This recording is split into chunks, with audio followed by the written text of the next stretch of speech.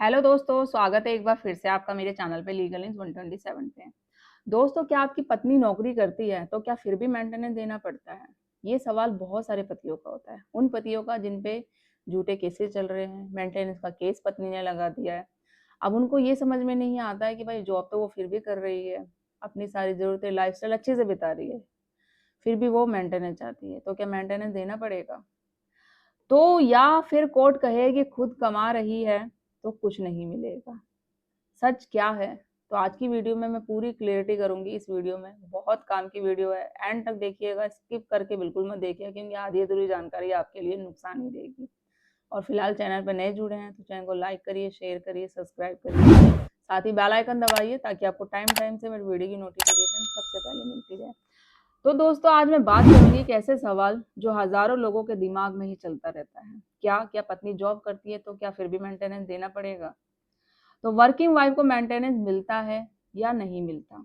बहुत लोग सोचते हैं कि अगर पत्नी नौकरी करती है तो उसे कुछ नहीं मिलेगा। बहुत लोग ये सोचते हैं भाई करती है तो कोर्ट ने कानून बनाया है, अधिकार बनाया है, तो चाहे कुछ भी हो, कानून जो होता है एक पक्षी होता है, महिलावादी, तो वो उसको मेंटेनेंस दिलवा ही देगा।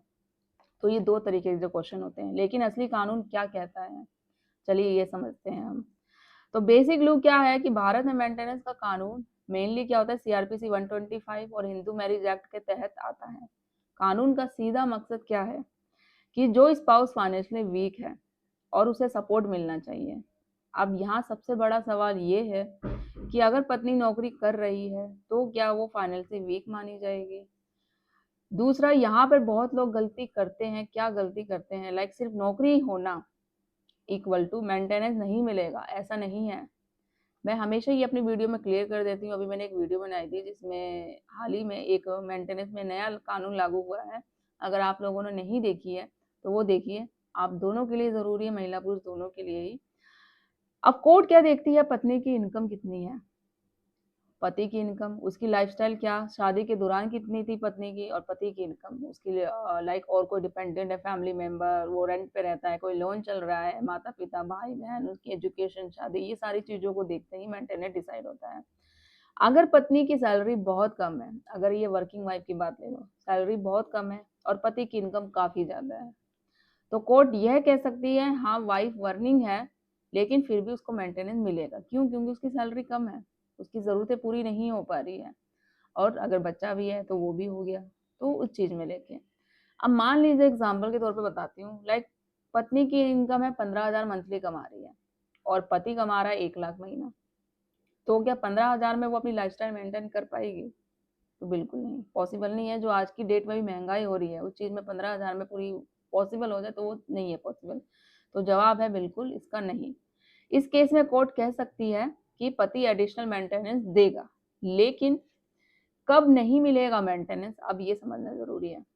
अब दूसरी साइड पे समझो कि लाइक अगर पत्नी अच्छी खासी इनकम कमा रही है, खुद फाइनेंशियली स्टेबल है वो, तो कोर्ट मेंटेनेंस डिनाई भी कर सकती है। और कुछ केस में अगर पत्नी खुद जॉब छोड़ देती है जानबूझकर, वो जानबूझ के जॉब छोड़ती है, क्यों? क्योंकि उसने केस कर रखा है पति पे मेंटेनेंस का, अच्छी खासी जॉब अर्निंग कर रही थी, फिर भी क्यों? क्योंकि भाई से पैसे लेने हैं, तो जॉब की क्या जरूरत है, या वो अपनी इनकम छुपा रही है, जॉब छुपा रही है, तो कोर्ट स्ट्रिक्ट व्यू ले सकता है, उस पर एक्शन ले सकता है। अगर क्या पता, हो सकता था पहले से मेंटेनेंस ले रही है और ये बात वो छुपा रही है कि जॉब कर रही थी, तो उसको सूद समेत इंटरेस्ट के साथ वापस देना भी पड़ सकता है पति को। और ऐसे जजमेंट भी आए काफ़ी, मैंने ऑलरेडी इस पे वीडियो बनाई है, आप मेरे चैनल पे जाके देखोगे, आपको मिल भी जाएंगे।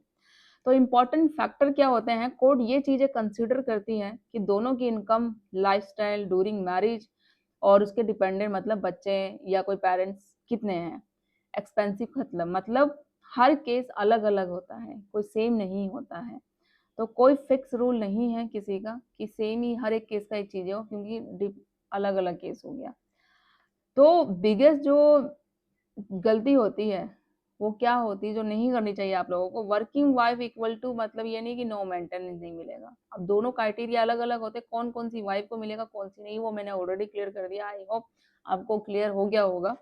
तो ये पूरी तरीके से गलत होगा, गलत है कि सही ये गलत हो गया। अब सही बात क्या है, वर्किंग वाइफ को मेंटेनेंस मिल सकता है डिपेंडेंट ऑन सिचुएशन, क्या सिचुएशन है उसकी। तो अब आपको क्लियर हो गया होगा कि पत्नी नौकरी करती है तो फिर भी मेंटेनेंस मिल सकता है, लेकिन ये पूरी तरीके से डिपेंड करता है फैक्ट और इनकम कंपैरिजन पर। इसलिए आधी-अधूरी जानकारी से फैसला बिल्कुल नहीं लेना चाहिए आपको। और जितने भी अभी जिस पे भी मेंटेनेंस का केस चल रहा है, और जिनमें मैं बोलती हूँ ना कि आधे लोग जो पति जिन पे केस चल रहा है, वो यही सोचते हैं हमारी पत्नी वर्किंग है, चाहे वो ये नहीं देखते सैलरी कितनी है, कम है या ज़्यादा है, अब उसको मेंटेनेंस नहीं मिलना चाहिए, क्या हमें देना पड़ेगा। तो वो सारी सिचुएशन अलग-अलग होती है। तो वो मैंने इस वीडियो पे क्लियर कर दी है। फिर भी अगर आपको कुछ डाउट है, कुछ कन्फ्यूज़न है, सारी चीज़ें हैं, तो कमेंट कर सकते हैं, या प्रॉपर लीगल गाइडेंस के लिए आप कॉल पे भी बात कर सकते हैं मुझसे, मेरी टीम से। आपको पूरी नॉलेज मिलेगी। तो ये सारी चीज़ें हैं। और जो मैंने पिछली वीडियो बनाई, जो एक चेंजेस हुआ है लाइक मेंटेनेंस में नया कानून लागू हुआ है, चाहे आप वो हस्बैंड हो या वाइफ हो, अब कोई भी अपनी सैलरी नहीं छुपा सकता। मोस्टली यही होता है कि देखो, पहले क्या होता था, जब भी एक रूल बना हुआ है, अगर वाइफ आप पे केस कर रही है तो इनकम एफिडेविट फाइल करेगी। हमेशा ये कहा जाता है कि पहले इनकम एफिडेविट जो केस कर रहा है, वो सारी चीज़ें आप चेक करो, उसकी सर्टिफाइड कॉपी लो, देखो पत्नी क्या सच बोल रही है, क्या झूठ बोल रही है। मोस्टली इसमें यही होगा, वो अपनी जॉब छुपाएगी, नौकरी छुपाएगी, प्रॉपर जो बैंक डॉक्यूमेंट्स है, वो सारी चीज़ें नहीं देगी। तो ये जब तक वो नहीं देती है, आपको इनकम एफिडेविट नहीं देना है। और आपको डाउट होता है तो आप क्या करते थे, लाइक इनकम में आरटीआई फाइल करके उसकी डिटेल्स मंगवा लेते थे। अब ऐसा नहीं होगा, आपको नहीं मिलेगी, बट ऐसा नहीं है कि पॉसिबल नहीं है, कोर्ट कर सकता है। अगर आप इनकम छुपा रहे हो या पत्नी इनकम छुपा रही है, तो कोर्ट के पास पावर है, वो आपकी इनकम को देख सकता है, सारी डिटेल्स है, वो मंगवा सकता है। तो अब आपकी ये भी एक राहत है, रिलीफ है, कि इससे आपको भी राहत मिलेगी। अगर आपकी पत्नी वाइफ वर्किंग है, जॉब छुपा रही सैलरी, तो आप कंफर्म हो, श्योर हो, तो आप कोर्ट में बोल सकते हो विद एविडेंस, सबूत के साथ। तो वो बाकी कोर्ट का काम होगा, वो डिटेल्स मंगवा लेगी। तो सोच समझ के देखो, मेंटेनेंस एक ऐसा कानून है, उनके लिए दिया गया है, उनके लिए कानून बनाया गया है, जो पूरी तरीके से निर्भर होते हैं अपने पार्टनर पे। और ये नहीं है कि सिर्फ महिला के लिए बनाया गया है, महिला, बूढ़े, लाचार, जो बच्चे, पेरेंट्स, सबके लिए ही है। बट आज की डेट में क्या सोचती है वो महिलाएं, कि ये कानून सिर्फ हमारे लिए बनाया गया है। एक तो झूठे केसों में परिवार वालों को फंसाओ, पति को फंसाओ, और ऊपर से उसी से पैसे लो। तो ऐसा नहीं है, आप जो बोलोगे कोर्ट आप वो नहीं दिलवाएगा। फैक्ट, एविडेंस, सबूत और इंटेंशन, ये चीज़ों को देखते ही मेंटेनेंस डिसाइड होता है। तो जल्दी मिलती हूँ मैं कैसे ही इन्फॉर्मेटिव वीडियो पे। शेयर करिए, सब्सक्राइब करिए। तब तक के लिए थैंक यू।